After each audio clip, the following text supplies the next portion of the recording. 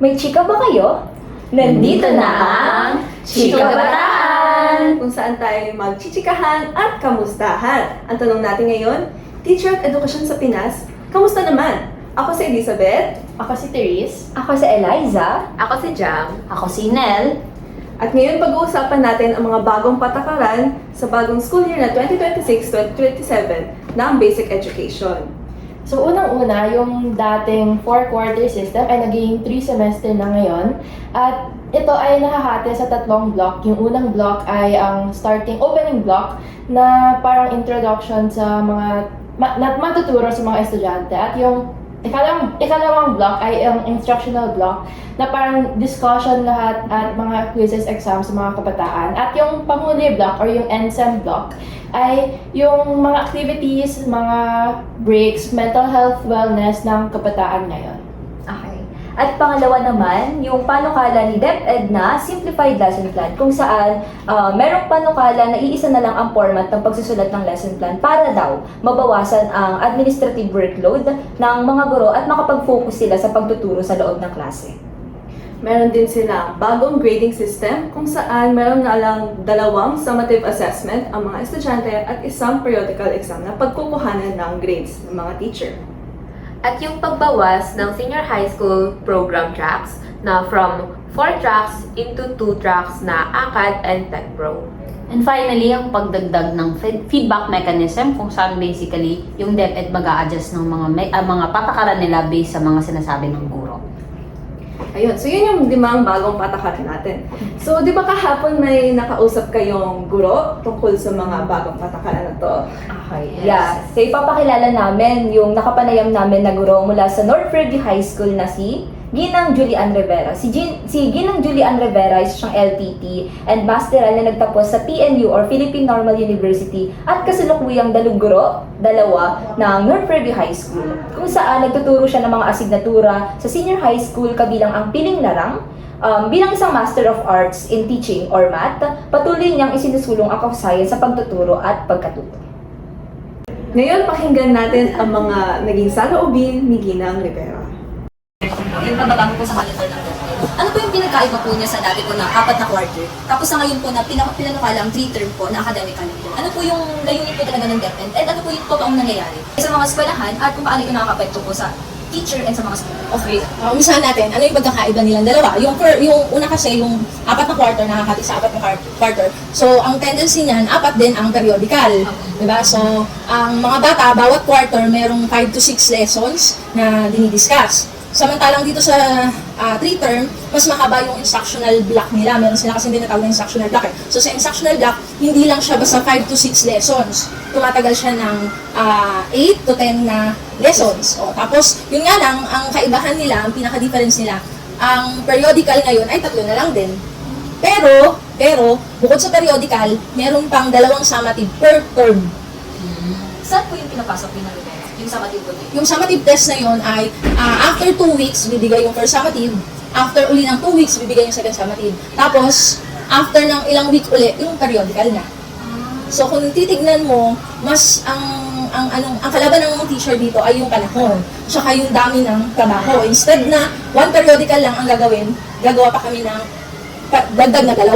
So, magiging 3. Kahit na sabihin mong 30 item lang na summative test, kumakain pa rin ng oras, di ba? Sa bata, nakikita ko walang problema kasi mas tutok nga naman ang teacher sa pagtuturo dahil nga instructional block. So, wala na siyang mga katulad dati sa inyo na merong mga tawag dito, walang klase kasi merong ganitong program, di ba? Merong ganitong dito pagdiriwang, ngayon wala na yun, inalis na siya talaga. So, pag sinabing instructional block, turo lang talaga. Wala nang ibang gagawin ang teacher. So siguro yun yung isa sa kagandahan. Although merong positive, merong negative. Pero paano po yung malaking implikasyon po nito sa edukasyon? Especially po parang this school year lang po yun na-implement. Siguro ang implikasyon, lagi ko naman sinasabi, nagiging ay hindi handa ang mga nasa ibaba. Kasi sila, nung napapatupad ng sistema, ng bagong kurikulum, ng bagong patakaran, madali para sa kanila na magpabago, di ba? Pero ang ang nahihirapan ay yung mga nasa ibaba, yung mga guro. Kasi una sa lahat, walang material. Pangalawa, kulang sa, sabihin na natin kulang sa paghahanda talaga. Wala pang mga gamit eh. Tulad niyan, nagpapa-implement sila ng 3 term. Wala pang form para sa pag-grade. Wala pa kaming nakukuhang e-class record. Diba? So parang lahat ang teacher ang magpupuno ng kakulangan. Yun yung talaga nakikita kong implikasyon ng pagbabago. So, parang nakuha ko po sa naging kasagutan niyo. Maganda naman po yung idea. Maganda naman po yung layunin nung pinanukala nilang catering calendar ng DepEd. Pero ang kulang po doon is yung sa mga teacher po, yung sa materials, kulang sa pondo, kulang din po sa training ng mga teachers. So, parang binaband lang po talaga nila yun without like preparation po para sa mga guro. Pero sa tingin niyo po ba, yung dahilan po kung bakit nila binago yung cater from quarterly, masusolusyonan po ba kaya yung pagbabago na ibinaba nila? Kung ang tanong mo ay masusolusyonan ba ng pre-term ang mga kakulangan at problema sa larangan ng edukasyon? Hindi. Oo, hindi talaga. Parang ang nangyayari sa sistema ng DepEd ngayon ay tagpi-tagpi, pantapal. Ganit sinasabi ng mga teacher, ganito, ganyan, nahihirapan sila. Tinatapalan lang, di ba? So yung totoong ugat ng problema, hindi nasusolusyonan. So parang ang dating ay walang paghahanda, teacher lagi ang sasalo. Teacher lagi, kapag nagkulang sa sistema o hindi nagawa yung sistema pinatutupad nila, teacher ang may kasalanan. Lagi yung teacher factor. Diba? So parang, ano lang talaga siya, band-aid, solution. Kasi walang paghahanda. Pero kung talagang yan ay pinag-aralan, pinaghandaan, siguro nakikita ko merong patutunguhan ang edukasyon, yung pagbabago talaga sa edukasyon. Okay po. Thank you po. Meron pa po kami isang question, yung about po sa simplified na format po ng lesson plan. Ano naman po yung masasabi niyo po doon? Yung ilaw format. Ang ilaw format, maganda naman siya actually. Kung titignan mo, mas pinasimple siya sa parte ng guro. Kasi wala na yung maraming tawag dito, mga sanghap, mga pangangailangan. Ngayon na lang kasi ay ano na lang yung mga activity na kailangan gawin. So, kung pinasimple, yes, pinasimple, pero ang problema kasi dyan, hindi rin ready ang mga guro. Una, ilimitado lang ang training na ginawa. Tapos, ang 65 yung training ay pangkalahatan. Nagpapanood lang sila ng video. So, paano talaga mailalapat yung gusto nilang mangyari dun sa ilaw format o dun sa paggawa ng lesson plan? Nagkaroon ng training, limitado, kung mahusay ang master teacher, yung natutunan niya sa training, ilalapat niya ngayon sa mga teacher niya. Paano kung hindi? Diba? So, dito, sa North Fairview, dahil isa ako sa mga na training, so ang ginawa ko after the training, nagpa-lock session na kagad ako ng ilaw format, para alam nila ano ang gagawin, bago pa magpasukan. So, yung paano isusulat, ano yung mga parts, para pagdating ng pasukan, may idea na sila paano gagawin. Paano yung ibang teacher na walang idea? Kasi sa school nila walang na-train. Di ba? So, maganda ko sa maganda, pero so far, kulang pa rin at may problema pa rin. Kumaga, walang paghahanda talaga. So, paano po yung ginamit? Siyempre, hindi lang naman po ito usapin ng kung paano isasulat yung panibagong format ng lesson plan. Pero paano din po ito ita-translate, like i-implement po sa loob ng classroom. So, tingin niyo po ba makaka-apekto po ba yung simplified format ng lesson plan sa pagtuturo po ng guro sa loob ng city? Hindi. Di ba? Hindi talaga. Kasi ang lesson plan ay guide. Guide lang yan eh. So, kung ang teacher ay mahusay, equipped, may karanasan sa pagtuturo, yung lesson plan na yan ay titignan niya na lang. Kahit na sino gumawa niyan, titignan niya na lang. Nasa pamamaraan niya ngayon kung paano ipapasa yung aralin dun sa mga mag-aaral. Hindi naman, ako sa totoo lang, tingin ko yung paggawa kasi ng lesson plan ay dagdag na din na trabaho sa mga guro. Oo, alam namin nagabay yan, pero kasi kung ikaw ay nagtuturo, likas sa'yo ang pagtuturo, nagtuturo ka sa klase mo, eventually, mo na yung paano mo siya talaga ituturo eh. So talagang yung lesson plan, magiging na lang siya.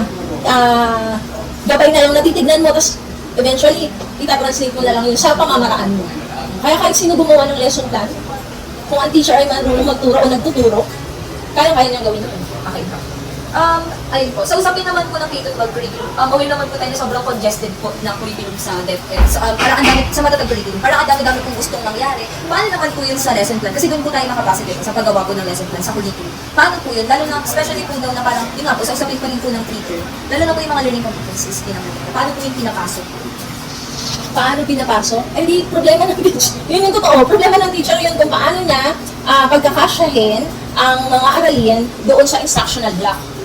So, dapat kasi ang guro ay marunong siyang gumawa ng budget of work. Kumbaga, siya ang magsasalin ng mga aralin sa araw na kakailanganin niya ang pagtuturo. So, hard din sa guro, pero pag meron kang budget of work, mas madali para sa guro na pagalawin yung aralin. Yes, masyado siyang siniksik, masyadong gustong, pero kasi nung nag-write ako ng libro, nung nagsulat ako ng libro, nakita ko kasi na ang lesson na lang sa isang quarter ay 5, maximum na ng 5. So, para sa akin, mas, mas konti sa pangkaraniwan.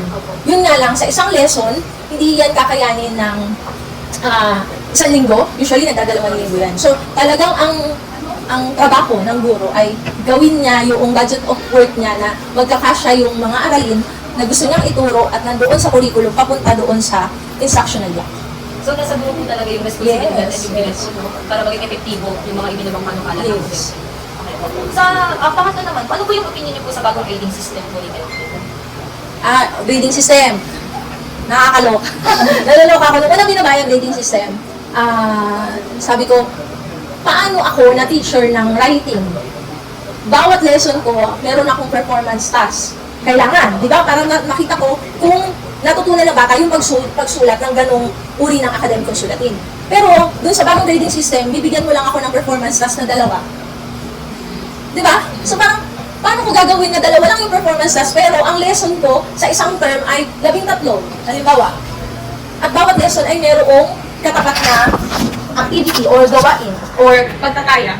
Hindi naman basta lang yun. So parang nakakaloko kasi ang hinabaan mo yung instructional block mo, hinabaan mo yung araw ng pagtuturo mo, pero pinakonti mo yung pagtataya mo. So paano mo tatayahin talaga yung natutunan ng mga bata sa bawat aralin?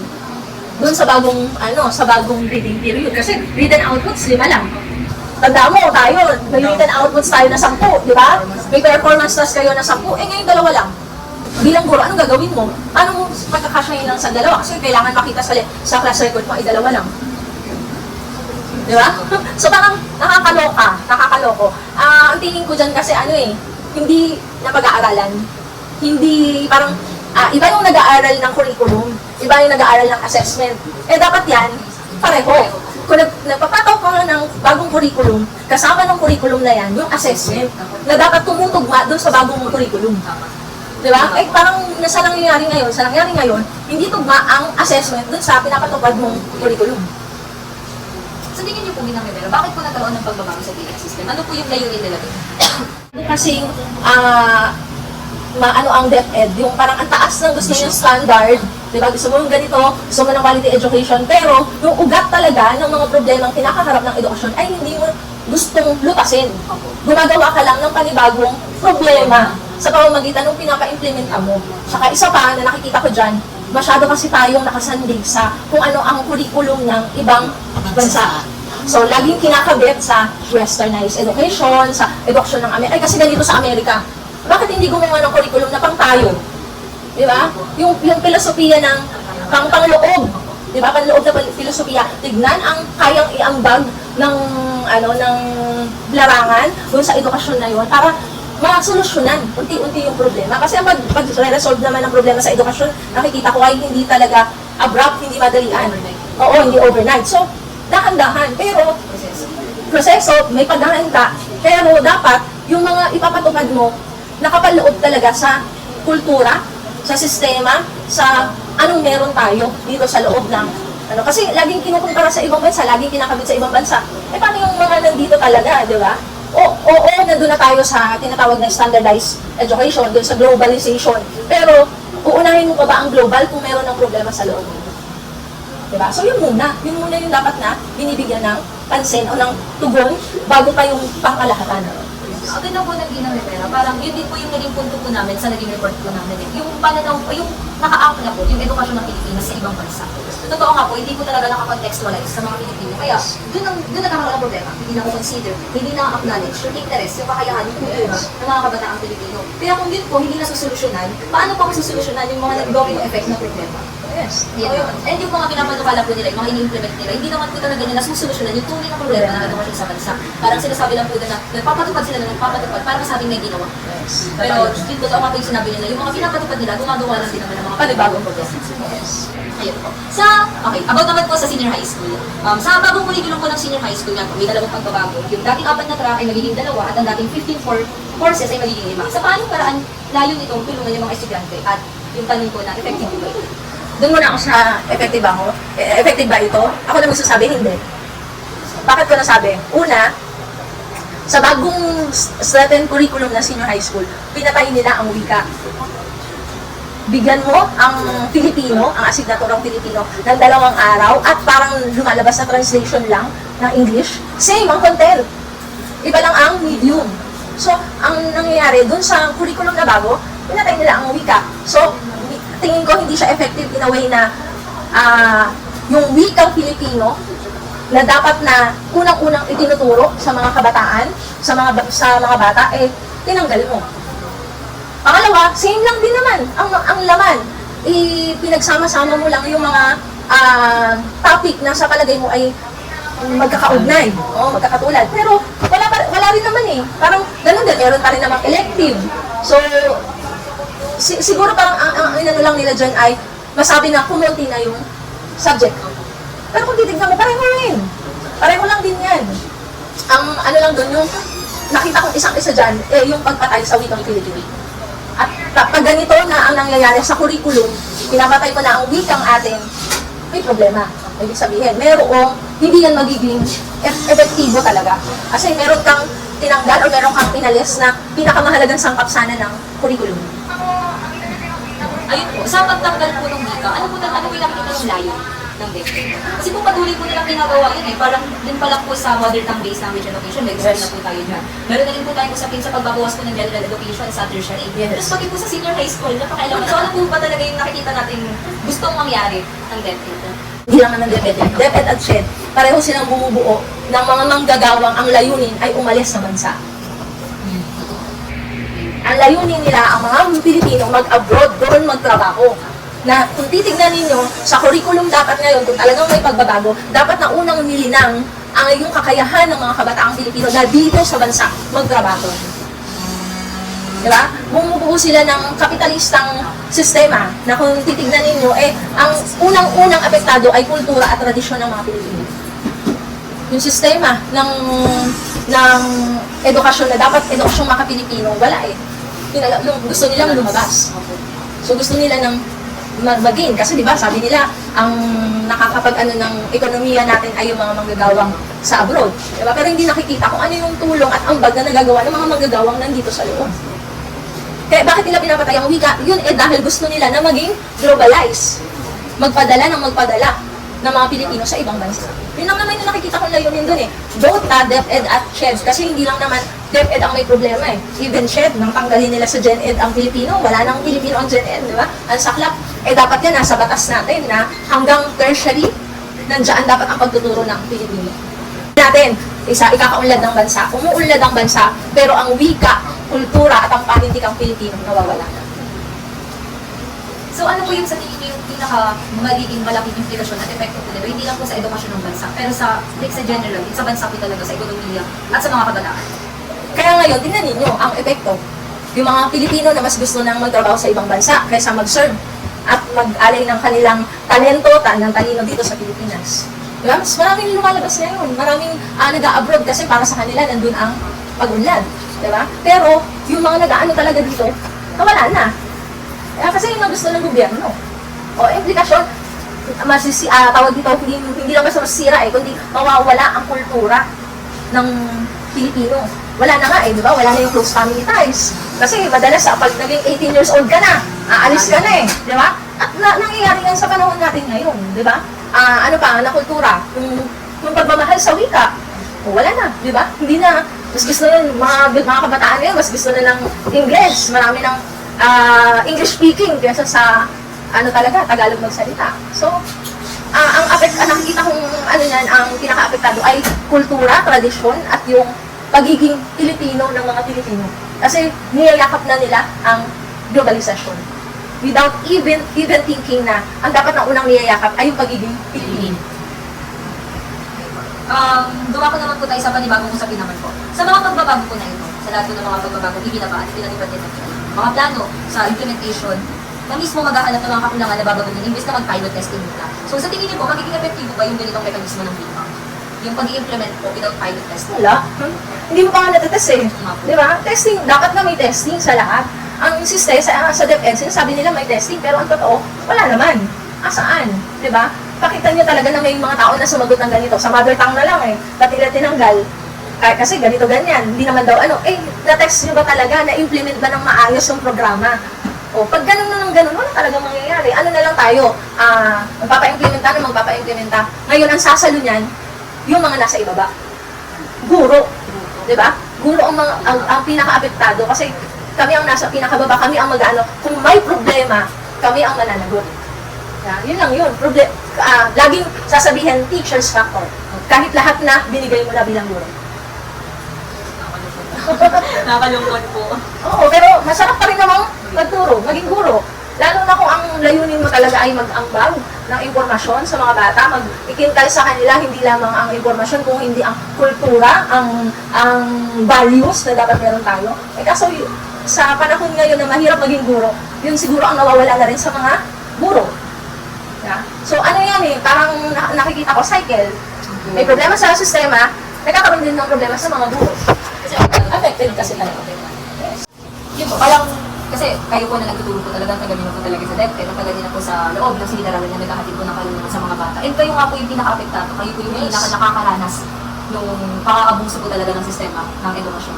So, ayun po, kahit parang ako po kasi, as an edu major po, parang aware na po ako, masyado na po kami na-introduce, puro problema, ito yung problema sa curriculum, ito yung problema sa kapulang sa mga guro. Pero parang po sa akin kasi may pinagubatan po talaga yung mga guro. And, sa totoo lang po, hindi ko rin po alam kung paano susolusyonan yung problemang yun. Lalong-lalo na po kung yung mismong namumulong po sa atin, wala naman pong, hindi naman po nila gustong yung pagbabago. And kung may pagbabago man po na gusto nila, meron silang sariling interest. Kaya nila-desenyo po nila yung edukasyon doon po sa interest na gusto. Yes, totoo yan. Pero wala eh, pag ang pagtuturo mahal mo, pag ang pagtuturo nasa ano mo talaga, nasa sistema mo, yakapin mo lahat ng pagbabago, ikaw mismo ang kikilos para magkaroon ng pagbabago. Ako nakikita ko yan, eto may problema. Ang nakikita ko solusyon, magtuturo lang ako. Ituturo ko kung ano yung dapat kong ituro sa mga mag-aaral. Tuturuan ko sila, hindi lang yung knowledge na kailangan nilang makuha, matutunan. Dapat yung values nandun. Dapat nandun din yung kultura na meron tayo at saka yung pagmamahal sa bayan. Pag wala yan, wala talagang patutunguhan ang larangan ng edukasyon. Kasi ang pagbabago magsisimula sa mga guro. Kung totoo nagtuturo ang mga guro, kung talagang nandoon, yayakapin nga ang problema at magiging isa siya sa gagawa ng solusyon dun sa problema. Pero sana ganun ang thinking ng lahat ng guro. Diba? Kaya ka nagtuturo ng ayos kasi gusto mong may matutunan ng mga mag-aaral mo. At kapag na-promote ka at ikaw naman yung nandun, makita mo talaga kung ano yung totoong nangyayari. Nagiging problema. Kasi pag ang isang guro na-promote na, nawawala na yung thinking na may problema doon sa iniwan niya eh. Yes, nawawala na. So ikaw, dahil wala na, ang umiikot na lang sa'yo ngayon, yung problema doon sa opisina mo. Pero yung problema mo, iniwan mo, hindi mo na naisip. Kaya ka nga nandun eh. Para gawan sana ng solusyon yung problema na iniwan mo. Kaya ka nga nagpa-promote eh. Diba? Ako, ganun ko nakikita. Sana rin, huwag akong kainin ng sistema pag nandun ako. Yun ang lagi kong dasal. Kasi ngayon ako, nagpapapromote ako, NCR, sa iba't ibang SDO. Yun ang dasal ko na kapag nakapasok ako doon, ako sana ang bumuo ng pagbabago. At magsolusyon ng magbigay ng totoong solusyon dun sa problema sa baba. Kasi yun ang nawawala sa mga napopromote na ng guro. Napakaganda nung mga narinig natin sa interview, no? Pero medyo masakit pakinggan. Para sa akin, para tayong may modern day version nung kabanata sa Noli Me Tangere na ang kapalaran ng isang guro. No? Isa din sa basically na nabanggit, na paulit-ulit na banggit ni Ginang Rivera is yung teacher's factor kung saan yung DepEd pati yung CHED binibigay nila ng patakaran, yung responsibilidad ng pag-implement ng patakaran sa mga guro na. Ano masasabi natin dun? Yun nga eh. Parang nakakalungkot lang na hindi nabibigyan ng pansin or hindi kinokonsidera yung opinion ng mga guro na sila nga yung kumukuha talaga ng mga responsibilidad. Sila yung nasisisi kapag merong kapalpakan Sila kasing nasa classroom, sila yung humaharap sa mga magulang, sila yung humaharap sa mga estudyante. So, kung merong kapalpakan na ibinaba ang DepEd, ang nasa taas, ang CHED, sino ang sumasalo? Ang guro. So, nakakalungkot at mararamdaman talaga natin sa naging ang pagbabahagi ni Ginang Rivera, yung bigat.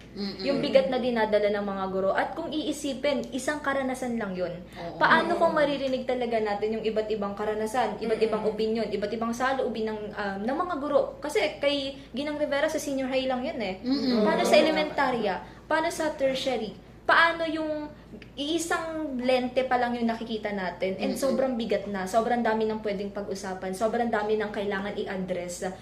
At ayun nga, ang pinaka-apektado, ang biktima dito ay ang mga guro. Yun nga, parang sa akin, nagiging, imbis na iisang buong grupo sila na nagtutulungan para sa edukasyon ng kabataan, nagiging taas laban sa baba. Yung taas, binibigay na lang yung hirap sa mga baba. Yung mga baba naman, naiinis sila. So, syempre, sa kanila yung bigat eh. Imbis na nakakapag-tulungan sila. So, parang dehado rin yung kalidad ng edukasyon na nakukuha ng mga bata. Nahihirapan kasi paiba-iba ng curriculum. So, anong klase ng kabataan ang lalabas kaya doon? Parang any na lang eh, di ba? Totoo.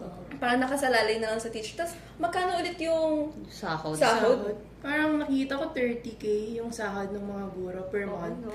pang-entry? Entry level. Oo, sobrang kulang na kulang talaga. At nabanggit na ang sahod. Isipin natin na lahat ng ibinababa ng nasa taas, salo talaga ng mga guro pagdating sa mga materials. Okay, ito yung plano ng DepEd, very idealistic, maganda raw, maganda sa teorya, maganda sa papel. Pero paano sa practical na? Guro ang sumasalo ng lahat. Kapag may kakulangan sa materyales, kaninong pera? Sa guro. Bulsa ng guro ang apektado. Yun ang biktima. Guro talaga ang pinaka-apektado. Sila talaga ang biktima. At bukod sa materyales, hindi lang naman sa mga materyales sa paaralan, sa mga school yung dapat pag-usapan, pati yung training. Ayun na nga. Kung skilled at equipped ba talaga ang mga guro sa loob ng paaralan. Pero kanino ang sisi? Sa guro ba dapat? Sa guro ba dapat ang sisi? Kulang sa pondo. Kulang sa training. Hindi sila hinahanda para sa mga bagong patakaran nila. Basta, sige, gawin nyo yan. Oo.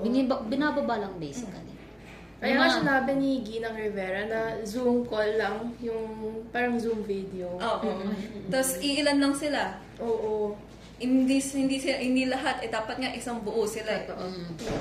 Kaya nga nabanggit din ni Ginang Rivera na may pros and cons. Totoo naman, mayroong maganda ang layunin. Ngunit, ito yung pinaka-emphasize niya, kulang sa paghahanda.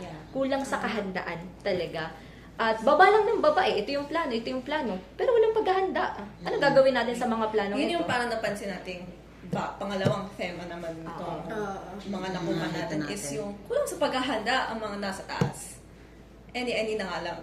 So, ano pa ba? May mga experience ba kayo na parang yung guro nyo, nakikita nyo na hindi tugma yung basically inaano niya, Ako nung elementary, ako yung mga teacher ako na MAPE teacher, siya rin ay Filipino teacher, siya rin ay science teacher. So, parang, bakit kaya hindi tugma ang binibigay? Ano ba yun? Kayo, ano ba ang yung mga naging karanasan nyo din pagdating dun sa usapin nga ng materyales? Naramdaman nyo ba yun bilang mga estudyante? Kasi, okay, guro ang apektado, pero naapektuhan din yung mga estudyante kasi naapektuhan ang kalidad ng pagtuturo. Ano yung experience nyo with regards to that? Yung sa amin kasi dati, nung high school ako, kami yung sasagot ng materyales para sa mga place namin. Kami yung maghahanap ng pera para doon. Yung binibigay sa amin mga allowance noon is mga 100 lang per week. So, 20 lang yung makakain namin sa recess. Kaya ganun. Like, pag nawawalan kami ng parang pagkain sa may recess namin, para lang may mabigay kami para sa mga projects namin. So, sobrang nakakalungkot, no? Meron din akong kaparehong karanasan na, yun, maihahalin tulad sa naging karanasan mo. Tuwing quizzes, di ba? Siyempre, mag-xerox copy, photocopy ng mga worksheet. May teacher ako na sinabi niya talaga sa amin, naging honest talaga siya sa amin na ayaw na daw niyang maningil. Pero kahit kasi siya, pera na niya yun. Budget na yun ng pamilya nila. Pero kailangan niya pang i-allocate doon sa pagpapaprint, sa pagpapa-photocopy, na hindi na dapat sagot ng mga guro yun eh. Tama, Dapat meron na talagang ibinababang budget ng gobyerno. Meron akong kalala ko lang ngayon, may class ako noon na lahat ng exam namin, lahat ng exam paper na, kailangan na may balik sa kanya. Kasi yung Oo, pinang-print kasi niya paulit-ulit. yung pinang-print niya na yun, ibebenta niya. Para yung sa junk shop, para may balik man siya. O, diba? Grabe. So, parang, yun pa nga lang eh, parang mga maliliit na karanasan lang yun. Pero, meron siyang malalim na dahilan and meron dapat tayong isisi kung bakit ganun ang nangyayari. Sino ang isisisi natin? Kailangan ba? Pero di ba yung funding, ayun, babalik tayo, yun, sige, funding sa kahandaan. Parang sabi ni Gina, hindi pinag-iisipan yung binababa. Yun nga. Di ba? Yung Sa Band-Aid dami ba- solution. Band-Aid solution. Insulto sa Band-Aid kasi gumagana ang Band-Aid. Suto nga daw sa Band-Aid. Effective yung Band-Aid eh. Gumagana ang Oo. Band-Aid kaya, pero yung mga solusyon natin ngayon, parang, Hindi yung kaya. sa edukasyon, hindi eh. Yun nga eh. So, parang, sorry. Nawala tuloy ako. ayun, parang yung ginagawa ng nasa taas, nagbababa lang sila ng kung ano-anong solusyon daw. Na walang konsulta Na walang o testing konsulta sa at mga testing. guro. Ano Tama. masasabi natin dyan? Pantapal nga lang daw, sabi ni Gina. Oo. Di ba? Oo. Di ba, hindi naman bago yung pambabatikos sa mga namumuno sa taas eh. Hindi naman bago yung pambabatikos sa mga nakaupo sa taas. Kaya anong ginagawa nila? Baba lang sila ng baba ng mga kung ano lang pinapatupad nila para sabihin may ginawa. Tama. Pero yung mga ginawa ba nila epektibo? Mm-mm. Yung ginawa ba nila na konsulta nga yung mga guro? Yung mga ginawa ba nila nakabatay talaga sa totoong problema ng bansa? Hindi, 'di ba? Kaya nga nabanggit din ni Ginang Rivera na kulang na kulang, hindi talaga tinitignan yung karanasan sa loob. Tsaka hindi tugma. Parang yung sinabi yung grading system, tsaka yung three-term system, tatlo nga yung term, pinahaba yung mga term. Pero pinaunti yung, yung mga pagkukuha Quizzes, ng grade. oo. So parang, paano ba talaga yun? Parang hindi siya tugma. So parang, ang nahihirapan, yung mga guro. Totoo. Balik na naman tayo sa pagiging teacher's factor, yung responsibilidad pa rin ng guro. Bakit kaya ginagawa niya ng DepEd? Bakit kaya hindi sila nagkokonsulta? Supposedly nga, di ba DepEd sila? Dapat nga, tinawag Mas sila. madali kasi Hindi natin kung alam. ibababa na lang. Kung mabababa na lang. Kesa sa isang buong. Tsaka yun nga eh. Magandang tanong yun, no? Bakit hindi kinukonsulta? Pero ang tanong kasi doon, ano ba yung layunin ng DepEd? Sa gusto nating layunin talaga ng edukasyon. Kasi, kung iisipin natin, parang meron talaga silang agenda eh. Oo. Parang kasi sa akin, sa nakikita ko, sobrang designed na ng sistema natin para mapunta tayo dito sa gusto nilang mangyari. Parang ganun eh. Kaya kahit anong ayos natin, kahit anong effort ng mga guro, walang nangyayari kasi hindi naman guro yung sagot. At nabanggit yan ni Ginang, Oo, which is yung diba? globalization, yung pagtingin na mas mahalaga yung standards na nasa labas kaysa sa sarili natin. Anong masasabi natin doon? Yun nga eh. Ayun. Kakainis. Kakainis. Bilang taga CSSP kasi, hindi yung mga nasa CSSP, hindi mo namang madalas tingin dyan is hindi naman magiging worker, di ba? Hindi maayos ng work. Anong Napo-force. pakinabang niyan daw sa workforce? Ganun. Yan lagi nga ang komento. Kasi yun ang isip ng mga tao sa edukasyon. At parang yun na rin yung layunin sa edukasyon. Kaya pinaunti yung yung track, tapos yung yun nga, sinabi ni Ginang, pinapatay yung wika. Kasi bakit hindi mo Pinapatay yung kailangan wika. yung wikang Pilipino sa labas ng bansa? Tama. Kasi, saan kung lalabas tayo, saan magagamit Gamit natin natin ng yung wika? wikang Tagalog. Oo, paano Oo, natin Filipino. magagamit? Di ba kailangan natin mag-adjust kasi nga, kailangan natin makakita din. Totoo. So, butas may mag-aaral din ng wikang English. Tama. Kaya nga, dun papasok ang contextualization ng edukasyon sa Pilipinas. Alam, bilang talaga, guro estudyante na mula sa eduk, nalulungkot talaga ako na merong patuloy na pagpatay talaga sa wika.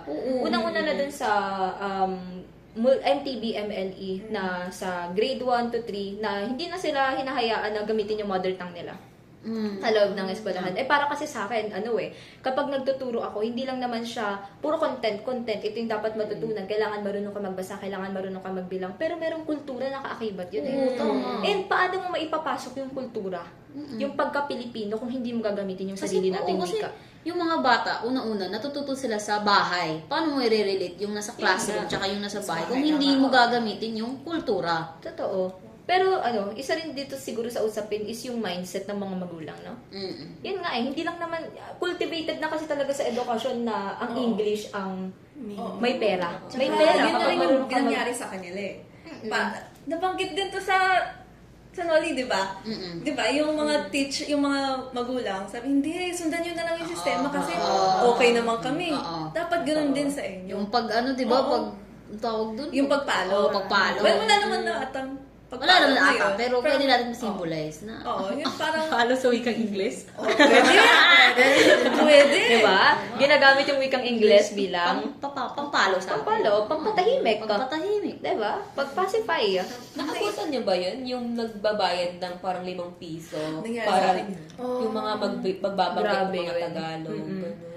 Nung elementary yun, pero private yun. Pero nung high school ko kasi, public na. Parang may biglang nagka-rule na pag nasa hallway, bawal mag-Tagalog, bawal mag-Filipino. Nakalagay sa hallways namin. May ganun yun. Walang sumunod actually. Parang sinubukan lang nila. Pero hindi mo kasi mapipigil yun eh. Oo. Ganun kami mag-usap eh. Totoo. I-Englishin ko yung, Oo. hey classmate. Parang awkward na lang. Ganun. Oo, totoo. Parang lagi kang naka-recitation. Para saan? Yun nga. Para saan? Ano ba talaga ang hangarin? Bakit ginagawa Para yun? maging manggagawa sa labas ng bansa. Bakit? Bakit palaging palabas yung tingin natin? Oo nga. Yan. Bakit yun yung gusto ng gobyerno na palagi tayong palabas? Meron dapat tayong pinapaunlad na sariling atin dito sa loob. Yun. Kaya ang hirap at madaming dapat ayusin sa edukasyon ng bansa. Pero para sa akin, kailangan talaga hindi lang konsulta sa guro. Kailangan din talaga natin maunawaan ng lubos yung kailangan sa bansa natin. Kailangan natin maunawaan yung kultura, tradisyon. Kailangan na consider yan lahat eh. And even the interest of the students. Kasi mahirap magturo kung hindi nakikita ng estudyante yung kabuluhan ng pinag-aaralan nila. Pero namumuna din yan sa edukasyon eh. Kasi sa training nyo ba sa college ngayon, very Americanized. Kasi sa amin, Polsai, sobrang, binabanggit palagi yan eh, na very American system yung pagturo ng Polsai. Sinasabi talaga yan. Sa psych ba? Americanized din ba? Oo, Lahat ng super. mga libro namin nasa Western. Oo, diba? Authors, Western. Mga Oo. researches, lahat Western. Talagang bata pa ang psikolohiyang Pilipino. Totoo. Binabanggit sa akin. Sobra. Well, ayun. Kahit sa amin eh, kahit eduk ako, very westernized. Why? SPED. Wala tayong sariling dito sa bansa. Kaya sa ibang bansa, ganun talaga. And paano yun? So, Sa tingin mo? auto-default tayo sa nasa labas kapag hindi natin, di pa alam ng Pilipinas paano ganitong ano. Yun nga. Oo. Parang nakakalimutan nila yung pakain ni Rizal. Sabi ni Rizal na dapat ipakita natin na kaya rin natin. Oo. Yun. Diba? Oo nga. Yun yung kanyang paniniwala. Ano yung pangalan ng tula? Diba? Yun sa tula na nabanggit na yun sa La Patria. Marami ba kayong guro na nag-abroad? Marami akong guro na nag-abroad. Oo. Actually, oo. Parang may mga, pag manawawala yung guro sa akin, sasabihin, nag-ibang bansa. Talaga? Okay. Oo, na natuturo din sila dun sa ibang bansa. Parang sobrang normal na makarinig na parang, nag-ibang bansa siya. Ang galing. Like, pinapalakpakan talaga natin. Oo, nag-ibang oo. bansa. Yung sinabi ni Ginang na parang yakapin ang pagiging Pilipino bago yakapin ang globalisasyon. Pero ayun na, nakakatuwa talaga. At saka nakakapagbigay sa atin ng motibasyon kahit sa iba't ibang larangan nung tinatahak natin yung prinsipyo at tapang na pinakita ni Ginang Rivera. Kasi sa kabila ng mga paghihirap, delubyo, at hinagpis ng edukasyon ng bansa, ang sistema ng edukasyon ng bansa, andun pa rin, may isa pa rin tao na merong nag-aalab na puso na gusto ng pagbabago, na naniniwala pa rin at meron pa rin hope na magbabago pa rin ang bansa hanggat may naniniwala, hanggat may lumalaban, hanggat may naninindigan, merong pagbabago. Pero yun nga, syempre hindi lang naman natin kailangan ng iisang tao. Kailangan talaga ng pagkakaisa, no? Nakakalungkot nga lang din na meron naman na tayong common struggle. Meron naman, nakakaranas naman lahat ng mga problema, 'di ba? Pero bakit parang ang hirap ipagkaisa ng mga tao? Kasi unang-una sa lahat, kasalanan din ba ng ibang guro na nag-abroad sila dahil Yun nga, kailangan? 'di ba? Parang napag-usapan nga natin na yung iba kasi for survival na lang eh. Oo. 'Di ba? Can we blame them? Sinong lalaban ng may kumakalaw na sikmura? That's why nga dapat, representative democracy tayo. Nasa taas dapat yung naglalaban sa atin. Hindi sana tayo. Ngayon naman, alamin natin yung mga magiging opinion ni Rizal, no, sa mga bagong patakaran o panukalan na ibinaba ni DepEd. Ano kaya sa tingin niyo yung mga sa loobin ni Rizal o magiging ideya niya or perspektiba niya pagdating dun sa mga usapin na yun? Feeling ko, kasi dati, yung mga praile, yung mga guro nila, diba? And yung praile, yung mga nasusunod. Pero ngayon, parang iba na parang yung mga guro na natin ngayon, yung pinupuna ng mga nasa taas. So ngayon, parang pwede natin i-equate yung mga praile as yung mga sa itaas. Na yung mga, katulad dun sa may kabanata 13 ata ng Noli, ay parang yung guru doon, parang siya yung minority nung time na yon, and pinapagalitan siya lagi nung praile na ba't ganito yung ginagawa mo, na hindi dapat ganito yung gawin mo. Like, ayaw niya yung sistema na binubuo nung gurong yun. And parang, ayun, kahit gusto nila na parang nasa may isang curriculum lang yung tinuturo nung guro. Pero, ayun nga, hindi magawa ng guro natin yun ngayon na parang So parang sinasabi mo na hindi tugma talaga yung sa kagustuhan ng mga praile na sa kasalukuyan sila yung parang DepEd, sila yung namumuno. Tapos yung mga guro, sila yung minority nung panahon na yun at guro pa rin naman ang naapektuhan talaga hanggang ngayon. So parang may kagustuhan yung guro na ituro pero hindi din naman yun yung kagustuhan ng praile. Kasi bakit? Doon yung question na interest eh. Ano ba yung gusto ng praile ipalaganap? Which is yung religion, Katolisismo. Kaya nga paulit-ulit yung sinasabi ng praile dun sa guro na bigyan mo ng prioridad yung pagtuturo ng religious books. Oo, yung pagkakabisado Kahit wala ng nang mga- naiintindihan yung Kahit wala nang naiintindihan. memorization lang, labas ng labas. Tama, ganun. So yun yung gusto ng praile. And hindi naman ganun yung gusto ng guro. So may pagkakaiba. Kaya nga nabanggit din ni Ginang Rivera, tagpi-tagpi ang sistema ng edukasyon sa bansa. Kasi walang iisang layunin. So ano pa? Ikaw naman, ano yung mga masasabi mo naman sa... Parang naisip ko yung yung DepEd, yung metaphor niya ay pagiging mga praile nga.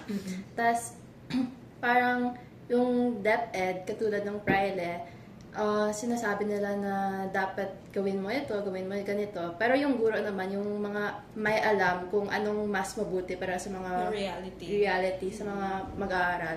At sila talaga yung naapektuhan ng ginagawa ng mga DepEd, ng mga praile.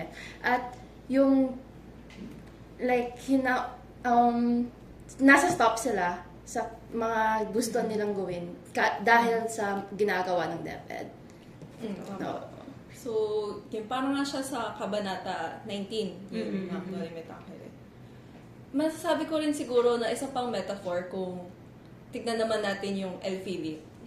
So, ang problema kasi sa El-Fili doon is yung praile na guro, siya mismo yung guro, hindi tugma yung paraan ng pagtuturo niya sa nature ng class.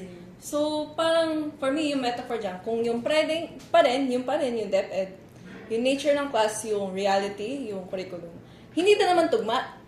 So, yung gusto yung curriculum ng DepEd, hindi tugma sa realidad ng classroom, hindi tugma sa realidad ng asignatura. Yun yung nakikita kong problema. So, kung ngayon nandito si Rizal, nakita niya doon, malamang tututol na naman siya doon. Oo, totoo. Diba? Kasi may mali talaga eh. Diba? Makikita din natin sa mga kamag-aral ngayon na parang dati, di naman nila natututo ng mabuti. Hanggang ngayon din, parang nalilimitahan sila ng kanyang kakayahan para malaman ng mas mabuti. Nalilimitahan tayo ng curriculum. Totoo. Simula pa lang, basic education pa lang. Totoo. At Kasi hindi nga- rin holistic Yeah. yung naituturo sa atin. Kasi sa curriculum talaga nakabase ang lahat. Sa curriculum, nakabase kung paano ka gagawa ng lesson plan. Sa lesson plan, nakabase kung paano ka magtuturo at kung ano ang ituturo mo sa mga bata. Kaya nga, DepEd talaga yung nag-ano ng layunin. Siya talaga yung gumagawa. DepEd at CHED, yung mga namumuno sa ahensya ng edukasyon. Kaya ngayon naman, lumipat naman tayo sa usapin, yung paulit-ulit na binabanggit ni Ginang Rivera about sa globalisasyon. Ano naman yung opinion natin Yun regarding ang that? layunin ngayon ng DepEd. Kung ang layunin ng mga praile noon ay religion, ngayon it's globalization, making, improving the workforce. Ano? Parang ang gandang pakinggan ng globalisasyon, no? Pero maayos ba siyang nakikita talaga sa... May kinabang nga ba ang Pilipinas bilang bansa sa globalization? Noong una parang, kailangan ba talaga tayo mag-adhere sa globalized standards? Yeah. Bakit hindi pwede na sarili mo ng standards i-fix natin before tayo mag-join forces sa ibang mga bansa? And then, kung i-connect natin yung globalization tsaka yung edukasyon, kung 'di ba marami sa atin mga like psych tsaka pol sci, education, yung pagpasok ng academe. Basically, parang even sa academe, even sa mga guro na kailangan, even sa mga guro, like alam ko sa UP na system, kapag hindi ka nagtuturo, kailangan ka mag-publish ng research. Kailangan ka mag-publish kasi units din yan sa kanila. Units din ata yung ano sa kanila. Even that, yung pag force ng guro na mag-publish ng something, yung pagpa-publish hindi madali. Kasi yung yung topic mo hindi popular, hindi yan mapapublish, hindi yan mabibigyan ng funding. So, ano nangyayari? Yung guro, nagpupunta sa mga popular na mga topics instead of magbigay ng attention sa mga topics na mas maganda sana or mas kulang yung attention. Parang nakakahon pa rin tayo. Oo. nga. Kasi, Ang mga popular na topic ay puro westernized oo, kasi ayun na naman, balik na naman tayo sa... Palabas talaga Palabas palagi. na tingin, oo. Kasi, walang research tungkol sa mga Pilipino, tungkol sa mga aming karanasan at Oo. lahat na yun. Sa totoo yun, no? Kulang na kulang talaga sa pananaliksik. Kaya ang hirap pag gumagawa ka ng paper tapos gusto ko something Filipino-based. Walang ang hirap! Wala kang mahanap na source. Walang sanggunian. Wala. Na nakabase talaga sa Philippines. Puro western talaga yung mga books na in the end, references yung, natin. So, and then, yung mga ginagamit mo na examples, mga nasa ibang bansa. And then, sasabihan ka sa prof mo, bakit hindi ka gumagamit ng samples sa Pinas? Kasi Diba? In this day and age, parang tayo pa rin yung unang gumagawa ng ganung mag-aaral tungkol sa atin mismo. So, Pero napansin nyo ba, like sa naging usapin natin sa PI 100, sa mga naging diskusyon ni Sir, bakit nagkaroon ng ilustrado, ng enlightened sa Pilipinas? Ano ba yung naging standard ni Rizal? Ano ba yung dapat gayahin? Which is yung ng nasa ibang bansa. sa ibang bansa. Isa din yan na parang may ano din si Rizal. Pattern na talaga siya, no? Pattern So siya. parang noon pa lang, hanggang ngayon ganun pa rin. Siguro madidisappoint si Rizal na, ganyan pa rin kayo. Ganyan pa rin kayo? Bakit? Akala mo siya, sabi niya, sinimulan niya yun eh. Diba? Sila ang nagsimula nun hanggang ngayon. Ganun pa rin yung nangyayari. Di ba dapat, sabi nga niya, parang dapat maging proud tayo sa sariling atin, na kaya din natin yun. Pero parang ganun pa rin yung nangyayari. Ilang taon na siyang patay. Ganun pa, di ba? Taon na siyang patay. Di ba? Oo. Pero ganun pa rin. Ang paggawa basically, pati yung guro, makikita natin talaga na pati yung guro, pati yung estudyante, hinahabog ng magiging market-based consumers. Totoo. Which is, again, balik tayo sa globalization tsaka market-based education. Alam nyo naman guys, di ba yung konsepto ng meritocracy? Yung basically pagbase sa sarili mong sa own na ano mo na based lang talaga on merit. Ano yung masasabi natin dyan? Kung paano siya nakokonekta basically sa pagiging market-based education?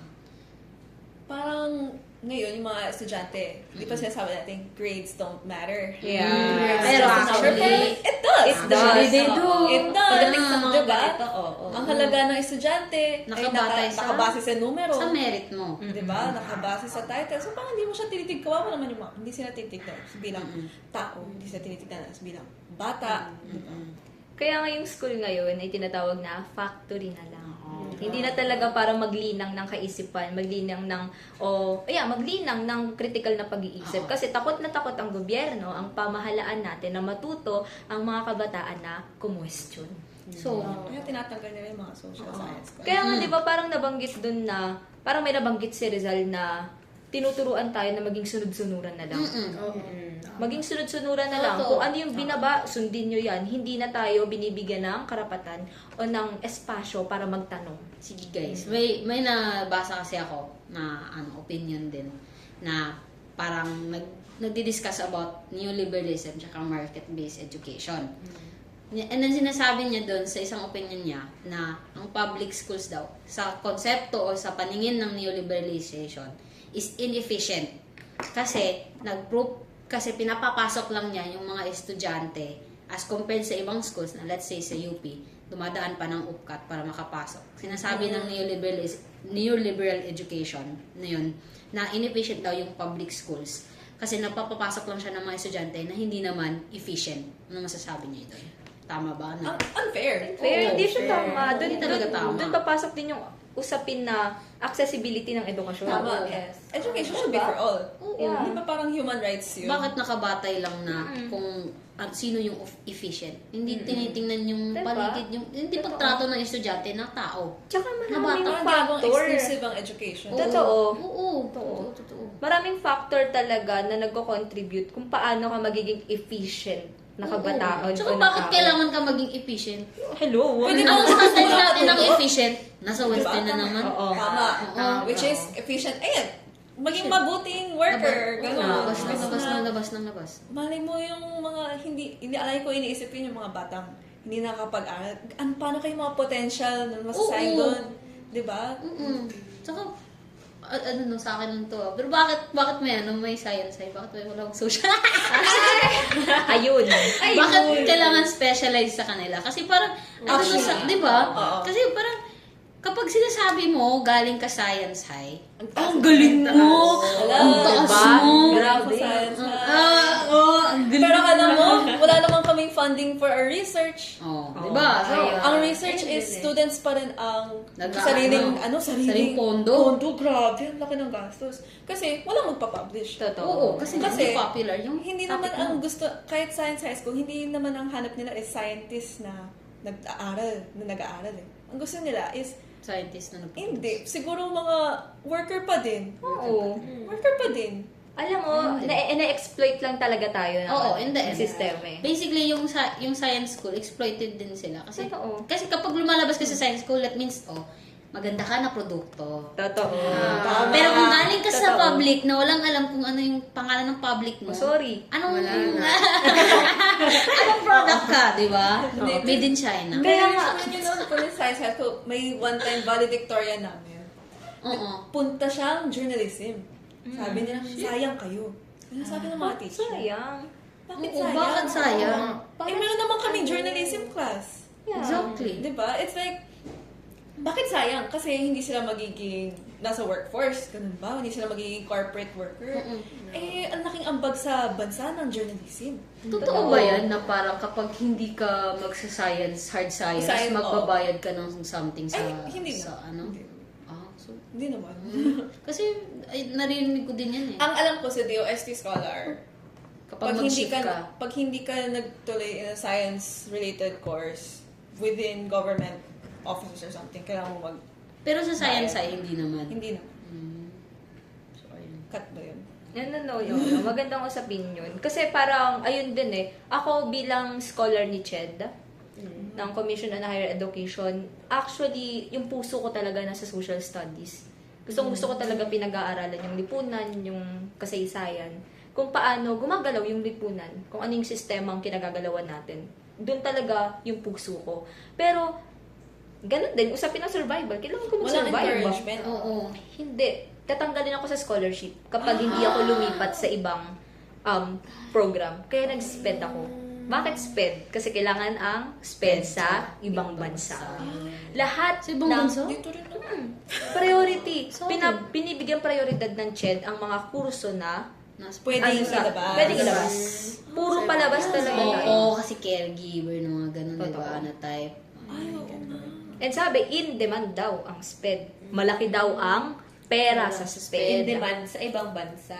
Sa ibang bansa nakabata, hindi dito. Meron din Ah, naman diba? dito eh. Grabe. Parang siyang yun sa may end feeling, yung sa inyo, sa may Sci-High. Kasi sobrang parang lakas ng parang pangalan ng Sci-Highs na mga school. Pero, ayun nga, binanggit mo na parang wala rin naman kayong pondo, gano'n. Parang kulang din kayo sa mga parang pag-aalaga ng mga nasa Yung may mga output taas. namin, Oo. hindi talaga sinusuportahan. Hindi kami binibigyan. Yung mga materials namin, kailangan namin lumabas. Kasi, Diba? Ayun lang. Parang kayong ginagawang display lang, katulad ng mga Maganda lang siya instrumento. isipin. Tama. Maganda tingnan. Hindi naman pinapagamit. Tapos kapag may observation, kapag Sige, ganda ng mga sayang supervisor, kayo. ilalabas ang mga materyales. Pero ayun nga, no, try natin naman na ihambing yung naging karanasan talaga ni Ginang Rivera sa magiging opinion ni Rizal sa general na edukasyon ng bansa. Ano kaya yung magiging pagtingin ni Rizal, no, sa nangyayari sa edukasyon sa bansa? Parang sinasabi niya na ang edukasyon ang magiging susi sa pag-unlad. Oo, sa pag-unlad. Sa kaunlaran. Pero sa tingin niyo, paghubog magiging ng sarili. susi ba? Okay, sige. Pwede rin naman, maging susi ang edukasyon sa kaunlaran. Pero nino? Kaunlaran para saan? Ng ano? Diba? Ano yung definition natin ng kaunlaran at pag-unlad ngayon? Nakabatay ba sa... Hindi siya nationalistic. Hindi siya nationalistic. Ngayon, sa din ng nationalismo, no? Yun ang kakulangan talaga sa edukasyon ngayon. Ang humubog ng mga kabataan na meron pang pagmamahal sa bayan. Kasi nga. Kasi parang ang pautuloy na inaano sa atin na malaki pera dito, kailangan mo Malaki ng pera pera. sa labas. Oo, totoo. Hindi lang yun eh. Yun talagang nararanasan natin eh. Kailangan natin ng pera. Kasi kung hindi, paano tayo makakasurvive? Parang sa ngayon kasi ang nagpapaikot sa mundo ay ang pera. Hindi, Hindi guys, nadidepress na lang tayo. So, let's natin, anong kaya natin gawin then? Oo. Kasi yun yung sinabi ni Ginang Rivera eh. Ano Binanggit yung magagawa natin Bilang mga gagawa kabataan? natin bilang mga Sige, kabataan. subukan natin na i-relate din sa mga larangan na tinatahak natin ngayon. Ikaw, Inels, tingin mo. Uy! Sa lahat ng mga nabanggit nating mga balakid ng edukasyon ngayon, ano sa tingin mo yung magagawa mo bilang, yun, nag-aaral ng Polsci or bilang isang estudyante ng UP Diliman? I think ang pinakauna talaga is, that's why nung nag-report yung isa nating mga kaklase, nagustuhan ko talaga sinabi niya, na yung sabi niya, wag tumingin sa sarili mong ambag sa lipunan based on magnitude, but rather look at it sa intention mo. So kung ang intention mo ay talagang maganda at tinatry mo talaga mag-ambag sa bansa, sa lipunan, for me, ayan, na yan eh, epekto, sarili na yan eh. Isa Parang na yun. ambag na yan eh. Oo. For me, parang, ang kaya kong gawin ngayon is kung anong kaya kong gawin ngayon. Nakaka-depress sometimes maging Diba? Di ba, student? Nakaka-depress sometimes kasi ang raming problema sa bansa. Mamulat. Ang raming, ang mamulat ay hindi pipikit. Gusto ko pumikit sa Wait lang! Pakurap lang! pero ayun yung para sa akin, wag basihin yung action mo based on magnitude kung may effect ka ba, ba't base sa intention mo. Ikaw, ano yung para sa'yo. Bilang isang fine arts student. Oo. Fine art student. Ayun nga, napansin ko kanina, sa may pag-uusap natin, puro talaga STEM yung pag-ano ng Pilipinas. Sobrang focus niya. Simula nung kumuha ko ng senior high school strand na arts, parang lahat ng tinuturo nila sa akin, mag-STEM ka kasi ayun yung magagamit mo sa college. Mag-STEM ka kasi yun yung ginagamit sa mga admission test. Na parang sinasabi ko, bakit ayun na lang lagi yung nasa isip ng bansa, yung mga sa taas. So parang sa akin, sa amin kasi, thankfully, mas maraming mga estudyante na mahilig talagang parang mag-focus sa may pagiging nationalistic. Na marami kaming mga events na nakafocus sa may pagiging Filipino. And ayun, parang for me, gusto ko siyang parang ipalawak pa na parang ako yung isa sa mga taong papag-usapin pa yung mga experience ng mga Pilipino through my art din. Ganda. Ganda yun, Isa ah. ka na dun. Totoo. Ang hihingi pala ako ng signature, Ito pala, wow! 100K na to yung next 10 years. Babalikan natin tong mga podcast na to at Wow. titignan natin kung talaga. Ayun. So, ako naman siguro bilang guro ng bayan. Ayun. O ang bagong biktima ng bayan. Ayan, bilang pareho naming tinatahak ni Ginang Rivera yung parehong larangan ng edukasyon. Siyempre, ngayon sobrang mulat na ako. Hindi nga lang mulat na mulat eh. Gising na gising talaga. At nararanasan ko na, kahit hindi pa ako guro talaga, na tumatayo sa loob ng eskwelahan araw-araw at bubunuin ang ilang oras para lang magbigay ng kaalaman sa mga kabataan. Siyempre, mabigat talaga na responsibilidad yun. Sobrang bigat na responsibilidad na nakaatang sa mga balikat ko. Hindi lang siya responsibilidad na, ano kaya yung mga matututunan ng mga mag-aaral ko pagkatapos ng araw? Paano kaya nila magagamit yung mga aral na to sa kanilang buhay? Pero, alam mo, sa totoo lang, sir, walang eme to. Pero sa PI 100, doon ko talaga lubusang naintindihan yung kahalagahan ng pakikibaka. Oo. Kahalagahan ng pagsasalita. Kahalagahan na may naninindigan. Kasi si Ginang Rivera, kahit sabihin natin na mag-isa lang siya, mag-isa lang siya, nagtuturo lang siya sa loob ng silid-aralan. Kung ganun yung prinsipyo na dala niya araw-araw, marami siyang estudyanteng mamumulat. Oo. At yung isang yun, magiging 2, magiging 3, magiging 10, hanggang sa magiging lupon ng mga individual na pareho, na nakikipaglaban, na pare-pareho yung pinaglalaban, and may mangyayaring pagbabago. Imposible? Hindi siya imposible. Matagal? Oo, matagal. Kasi kung gusto natin ng pagbabago, sinabi rin yun ni Ginang Rivera, hindi siya overnight. Tama. Hindi siya abrupt. Isa siyang proseso. Pero, hindi rin naman siya linear, no? Hindi linear yung magiging improvement. Minsan, mafe-feel natin na wala namang nangyayari. Kahit paulit-ulit tayong nakikipaglaban. May regrets na. Sana di ko na sinimulan. Pero hindi. Hanggat may taong na patuloy na lumalaban, hanggat may taong patuloy na lumalabas sa lansangan upang manawagan, hanggat may nakikinig, hanggat may lumalaban nga, hanggat merong hanggat may isang tao na yung puso niya nag-aalab talaga, yung merong hangarin ng tunay na pagbabago, merong pagbabagong mangyayari. And nawa, sana na ako bilang isang guro, kahit anumang larangan, kahit SPED man ako, math, science, sana parehong maimulat ko rin yung mga estudyante and maikintal ko sa mga isipan nila na hindi tayo nag-aaral para matuto, para kumita. Nag-aaral tayo kasi meron tayong layunin na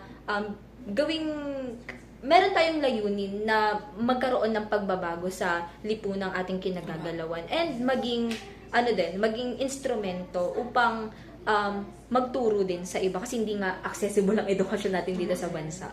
Ayun. Dapat yan yung huli. At huwag malamon sa sistema. Tama. Malamon. Dapat yan yung huli. Kayo na. Okay, pero ako kasi, so bilang ako ay psych, pero ang gusto ko ay puntahan ay pagiging doktor. Ano yung tanong? Paano mo maya? Ano yung may iambag ng... Ano may iambag ko? Ako kasi, ayun nga, sabihin ko rin yung PI 100. Hindi lang PI 100, yung mga social science classes na.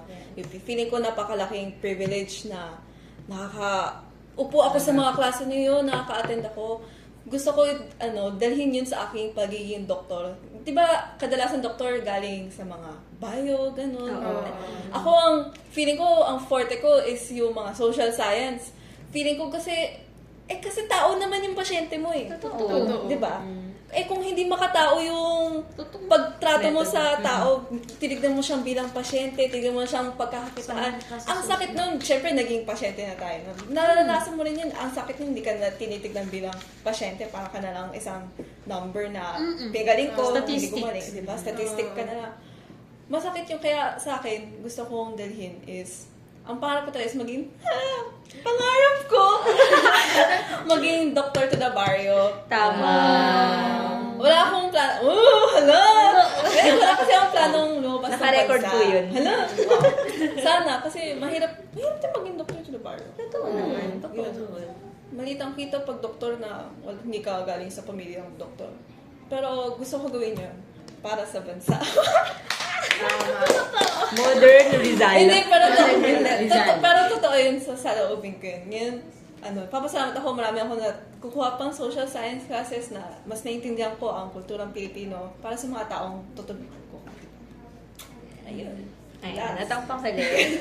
So, bilang psych student din, parang yung tinuturo sa amin sa mga psych classes natin ay yung pang psikolohiyang Pilipino. Kasi ito ay isang baby na idea kasi parang medyo westernized yung mga psych namin oo. sa psych.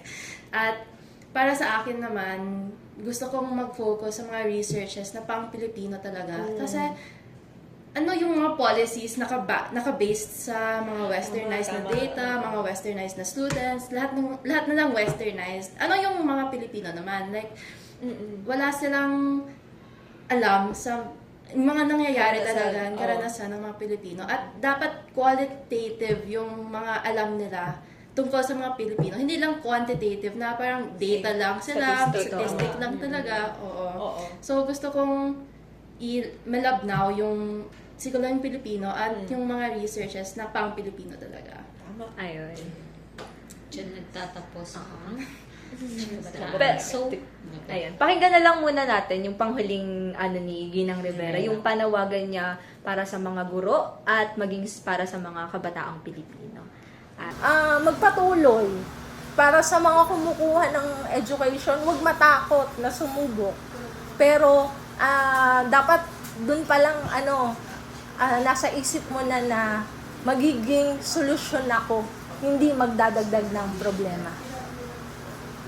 Yun. Sa mga estudyante naman na iba yung course, patuloy lang na yakapin ang pagbabago na meron, pero manindigan. Manindigan na kapag may mali, manindigan na mali yun at sabihin, maglakas ng loob na magsalita. Kasi wala naman talagang hindi talaga magkakaroon ng pagbabago kung mananatili tayong tahimik. At ayun, doon na nagtatapos ang Chika Bataan! Maraming salamat po sa See you sa pakikinig. next episode!